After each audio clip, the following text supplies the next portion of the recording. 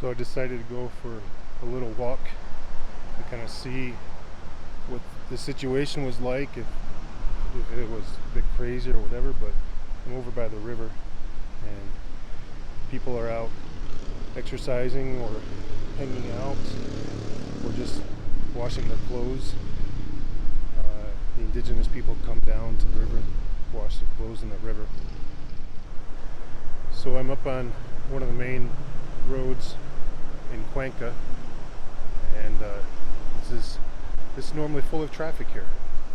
You can see it's just empty. There's nothing, no cars whatsoever. So they actually have a little bit down that way.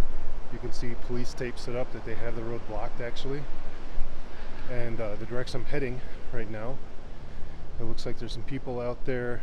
They've got police tape set up there as well. I'm going to head that way and see what things look like. So the situation here in Cuenca is that the president took away the subsidies for covering fuel costs, and that caused people to protest.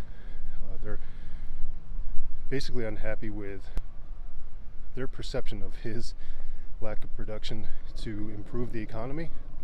There's all kinds of reasons for that, but this was kind of the straw that broke the camel's back, because gas prices will probably double.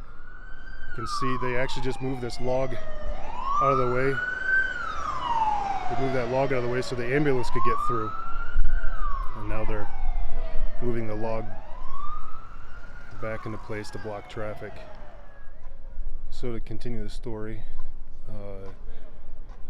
the government moved their offices from the capital up in Quito, which is in the mountains, several hours north of us, and they moved it down to the coast in Guayaquil because they're vulnerable in the sense that when there's blockages in the highway, then they can't get supplies up to those mountain cities, and that's the situation we're in. There's very little to no food in the grocery stores. We run our stove and hot water supply. Hot water supply is from running propane, and there's no propane to be bought in the city right now. And so we're counting our days for taking hot showers and having the oven to use and dryer and things like that. So I have charcoal and a grill, and we may resort to that, but then the issue is if we can find meat to grill. So that's the situation that we're in here. Quito is in the same situation.